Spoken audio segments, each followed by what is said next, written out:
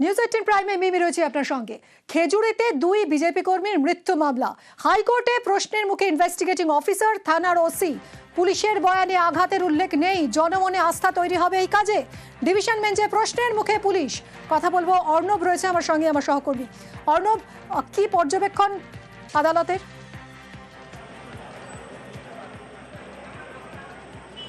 দেখো, বিচারপতি দেবাংশু বসাক তিনি বলছেন যে প্রথম ময়না তদন্তে বিদ্যুৎপৃষ্ট এবং দ্বিতীয় এসএসকেএমের যে হাসপাতালে ময়না তদন্ত, সেখানে পরিষ্কারভাবে অ্যাসল্ট বা শারীরিক আক্রমণ বা আঘাতের চিহ্ন উঠে এসছে এবং আদালত এটা বুঝতে পারছে এটা সম্ভবত খুনের মামলা হতে যাচ্ছে এবং সেভাবেই তদন্তকে এগিয়ে নিয়ে যেতে হবে।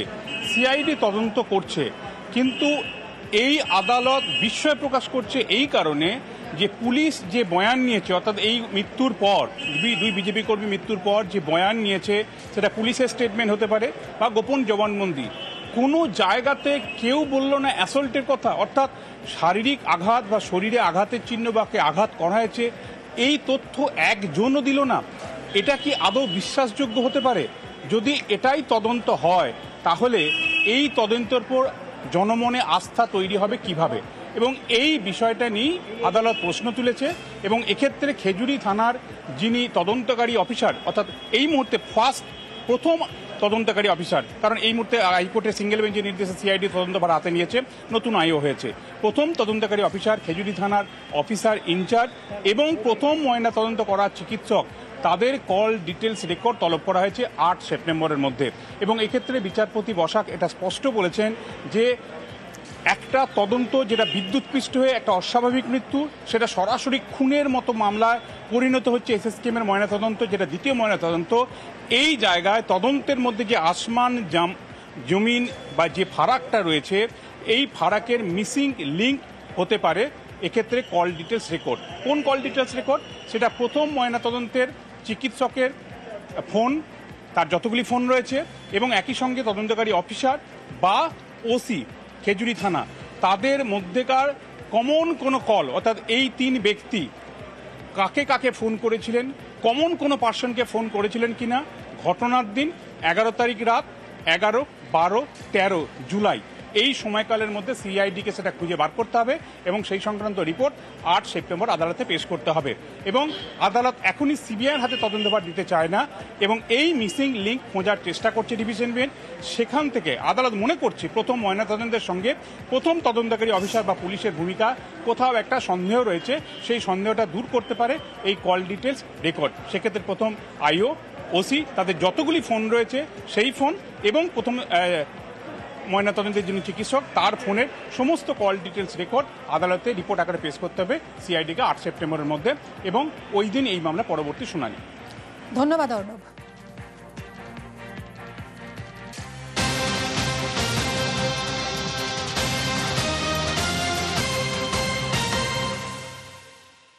নবম দশম নিয়োগ দুর্নীতিতে জামিন পেয়েছেন পার্থ চট্টোপাধ্যায়, কিন্তু জামিন পেলেও আপাতত জেল মুক্তি হচ্ছে না, জেলেই থাকতে হবে পার্থ চট্টোপাধ্যায়কে। নিম্ন আদালতে জামিন প্রাক্তন শিক্ষামন্ত্রীর। আলিপুর সিবিআই বিশেষ আদালতে জামিন পেয়েছেন তিনি। কথা বলবো অমিতের সঙ্গে। অমিত, জামিন পেলেও আপাতত জেলেই থাকতে হচ্ছে পার্থকে।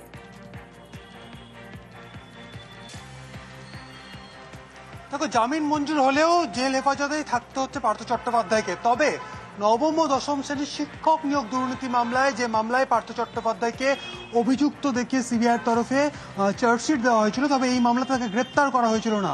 আদালতের তরফে সামান ইস্যু করা হয়। আজকে তার হয়ে তার আইনজীবী আদালতে হাজিরা দেন এবং জামিনের জন্য তিনি আবেদন করেন।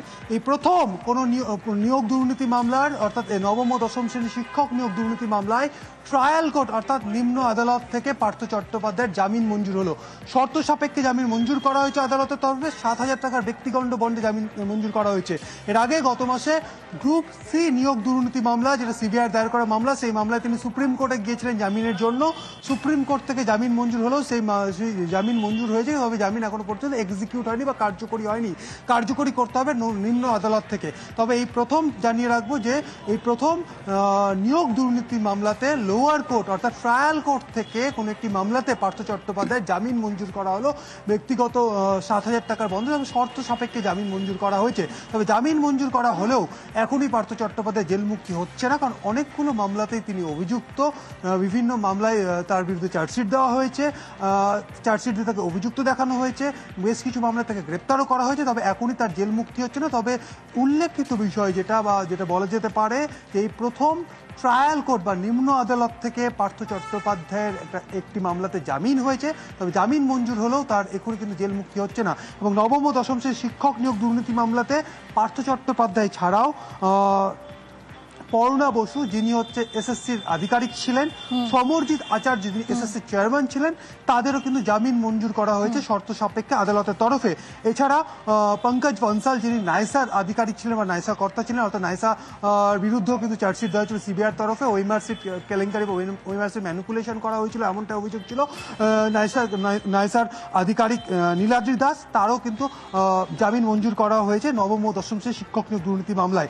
এছাড়া এই মামলাতে বেশ কয়েকজন মিডলম্যান এজেন্ট, তাদের বিরুদ্ধে চার্জশিট দেওয়া হয়েছিল সিবিআইয়ের তরফে। তারা আজকে অ্যাপিয়ার করেন, তারা আজকে আত্মসমর্পণ করেন আদালতে এবং তাদেরও জামিন মঞ্জুর করা হয়েছে শর্ত সাপেক্ষে।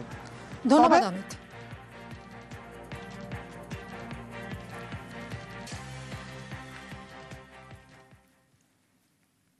নিয়োগ দুর্নীতি মামলায় জামিনের আবেদন রাজ্যের প্রাক্তন মন্ত্রী পরেশ অধিকারী এবং তার মেয়ের। আদালতে আত্মসমর্পণ করে জামিনের আবেদন পরেশ অধিকারীর মেয়ে অঙ্কিতা অধিকারী। জামিনের আবেদন জানিয়েছেন পার্থ চট্টোপাধ্যায়ের তৎকালীন ব্যক্তিগত সচিব সুকান্ত আচার্য। আদালতে জামিনের বিরোধিতায় সওয়াল সিবিআই এর।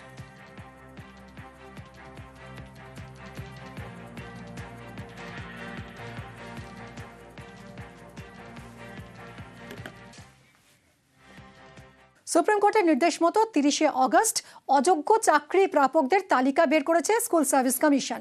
1806 জনের নাম রয়েছে সেই তালিকায়। আর এই অযোগ্য তালিকায় বিজেপি নেতার ছেলের নাম রয়েছে। ভাঙড়ে বিজেপি নেতার ছেলের নাম রয়েছে অযোগ্য তালিকায়। কথা বলবো কল্যাণ আমাদের প্রতিনিধির সঙ্গে। কল্যাণে তো উলট পুরাণ, যেখানে তৃণমূল নেতাদের ঘনিষ্ঠদের নাম থাকা নিয়ে সরব হয়েছে বিরোধীরা, বিশেষত বিজেপি, সেখানে খোদ বিজেপি নেতার ছেলের নাম জলজল করছে এই অযোগ্যদের লিস্টে। একেবারেই এই প্রশ্নই কিন্তু তুলছে এই সমস্ত ভাঙড় শহর এলাকার যে সমস্ত সাধারণ বিজেপি কর্মী সমর্থক রয়েছে, তারই পাশাপাশি যে সমস্ত সাধারণ মানুষজন রয়েছে তারা। কারণ এই অযোগ্যদের লিস্ট নিয়ে ইতিমধ্যেই কিন্তু সরব হয়েছে বিজেপি সহ বিরোধীরা। তবে কোন জাদুতে এই বিজেপি নেতার ছেলের নাম অযোগ্যদের লিস্টে এলো সেই নিয়েই কিন্তু প্রশ্ন উঠছে। তবে এই বিষয়ে বিজেপি যিনি নেতা অবনী মণ্ডল, তিনি কিন্তু পরিষ্কারভাবেই জানাচ্ছেন যে এটি ভুল বশত তার ছেলের নাম এই লিস্টে চলে আসছে। কারণ হিসেবে তিনি বলছেন যে তার সঙ্গে কোনো দিন কোনো তৃণমূল নেতার কারোরই কোনো সম্পর্ক নেই, এখনো পর্যন্ত কোনো যোগাযোগ রাখেননি কারোর সঙ্গে। একদিকে এই বিজেপি মণ্ডল শুধুমাত্র ভাঙড়ের তিনি বিজেপি নেতা নন, তারই পাশাপাশি যাদবপুর বিজেপির সাংগঠনিক জেলার যে সহ সভাপতির পদ রয়েছে, তার এত বড় পদ পেয়ে কিভাবে এই বিজেপি নেতার ছেলের নাম এই অযোগ্যদের তালিকায় এলো সেই নিয়ে কিন্তু সাধারণ মানুষজন এখন প্রশ্ন তুলছে। তবে যদিও এই বিষয় নিয়ে আমরা অতনু মণ্ডলের সঙ্গে কথা বলেছিলাম, তিনি এই বিষয়টি নিয়ে কোর্টে মুভমেন্ট করছে বলে পরিষ্কারভাবেই জানিয়েছেন তিনি। ধন্যবাদ কল্যাণ। আমার ছেলে 2016 সালে পরীক্ষা দিয়েছিল, ঠিক যেভাবে পরীক্ষা হয় সেভাবে পরীক্ষা দিয়েছিল। তার ভেরিফিকেশন, তার বিভিন্ন সময় কাউন্সিলিং, সমস্ত কিছু লিগাল প্রসেসে এবং যেভাবে হয় সেটা হয়েছে। ওর যখন দেখছি যে এই টেন্টেড হিসেবে নাম আসলো, আমি অবাক হয়ে গেলাম। একটা বিচার আমার হলো না, কারণ যেখানে কোর্ট বলছে যে ওএমআর পাবলিশড হচ্ছে সেটাকে বন্ধ করে দিল। কেন ওএমআর পাবলিশ করা যাবে না? কেন ওই ওএমআর আসল ওএমআর না? তাহলে আমার ছেলে তো ডুপ্লিকেট করে চাকরি পায়নি। আমার ছেলের আসল ওএমআরটা দেখানো হোক। এবং কোর্ট যেখানে বলছে যে আসল ওএমআরের ব্যাপার না, একবার কোর্ট বলছে না এই এরা টেন্টেড না, আবার বলছে যে দেখছি টেন্টেড নাম। তো আমাদের এই ব্যাপারে আবার কোর্টে আমরা গিয়েছি, কোর্ট তার বিচার করবে। অযোগ্য তালিকায় রয়েছে তৃণমূল কাউন্সিলরের মেয়ের নাম। এসএসসির অযোগ্য লিস্টে চন্দ্রকোনার নেতার মেয়ের নাম, কাউন্সিলর সুজিত পাঁজার মেয়ে প্রিয়াঙ্কা পাঁজার নাম রয়েছে অযোগ্য লিস্টে। কথা বলবো সুকান্তর সঙ্গে। সুকান্ত, এই তৃণমূল কাউন্সিলরের কোনো প্রতিক্রিয়া পাওয়া গেছে? কি বলছেন তিনি? দেখো মিমি, আমরা সুজিত পাঁজার সাথে যোগাযোগ করেছিলাম, অর্থাৎ প্রিয়াঙ্কা পাঁজার যে বাবা, যিনি রামজীবনপুর পৌরসভার কাউন্সিলর এবং তৃণমূলের সভাপতিও আছেন শহরের। আর তিনি অবশ্য জানিয়েছেন যে তার মেয়ের যোগ্যতা অর্থাৎ মেধার ভিত্তিতেই সে চাকরি পেয়েছে এবং সরকারিভাবে যা নির্দেশ ছিল অর্থাৎ পরীক্ষা দিয়ে এবং বিভিন্ন পদ্ধতি পালন করেই সে কিন্তু চাকরি পেয়েছে।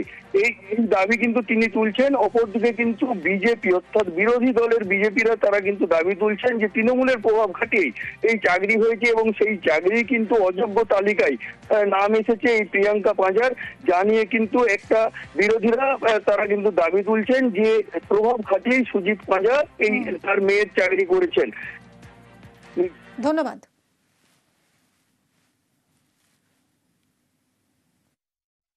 আপনার মেয়ের যে চাকরির বিষয়টা, ওটা কত সালে পেয়েছিল আপনার মেয়ে চাকরি? সালটা মনে নাই, সালটা ডেটটা মনে নাই। এখানে পরীক্ষা দিয়েছিল, পরীক্ষার ব্যাপারে পাস করেছিল দিতে। হ্যাঁ, তারপর আবার ভাইবা পড়েছিল, ভাইবা দিয়েছিল ইয়েতে, স্কুল দিয়েছিল, সব কথা ইয়ে করবে। মানে আপনার মেয়ে যোগ্য আপনি কি মনে করেন? মানে আপনার মেয়ে অবশ্যই অবশ্যই একবারে অবশ্যই। কিন্তু কেউ কাটছে, আমাদের কেউ দয়া করবার লোক আছে, আমাদের ও করে। কোন নেতাকে আরে ধরে পেয়েছিলেন? আপনি তো তৃণমূল করেন। তাহলে এখন মেয়ে কোথায়? মেয়ে এখন কলকাতা আছে, ওর মায়ের ইয়ের কাছে, মামার কাছে আছে। কেন জানো এটা একটা মানসিক বিপর্যয়। আমরা আইনের ইয়ে দিচ্ছি, তো আরো দেখা যায় না কি হয় না হয়। কোনো বিষয় আছে যে টাকা ফাঁকা কোথাও কিছু লেনদেন হয়েছিল নাকি চাকরির বিষয়ে? না না না না।